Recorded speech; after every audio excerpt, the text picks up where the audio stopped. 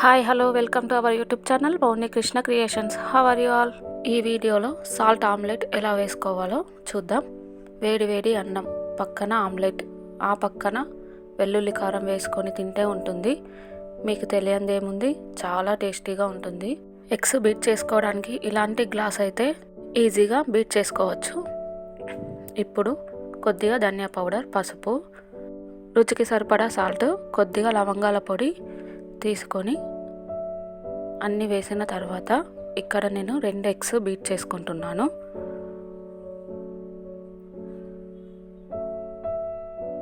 ఇలా ఎగ్స్ పగలగొట్టి వేసిన తర్వాత మంచిగా కలుపుకోవాలి, అన్నీ కలిసే విధంగా. ఇందులో కారం యాడ్ చేయట్లేదు, ఎందుకంటే ఇది సాల్ట్ ఆమ్లెట్ కదా. పిల్లలు కూడా చాలా ఇష్టంగా తింటారు.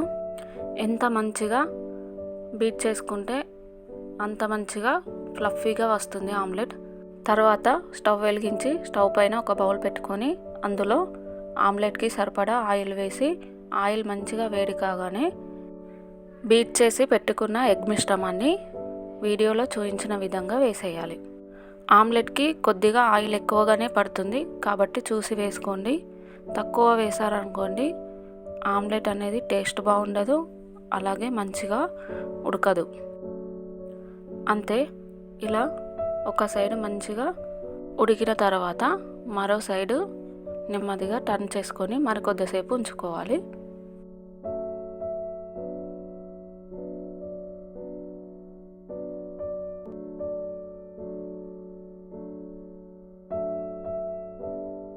అంతే, ఒక 1 మినిట్ తర్వాత వేడి వేడి ఆమ్లెట్ రెడీ.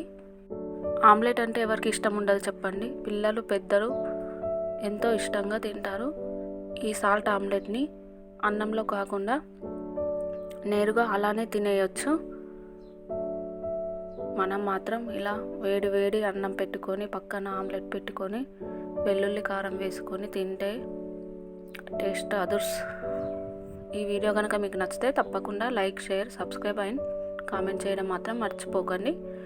నెక్స్ట్ వీడియోలో వెల్లుల్లి కారం ఎలా చేసుకోవాలో చూద్దాం. Thank you all.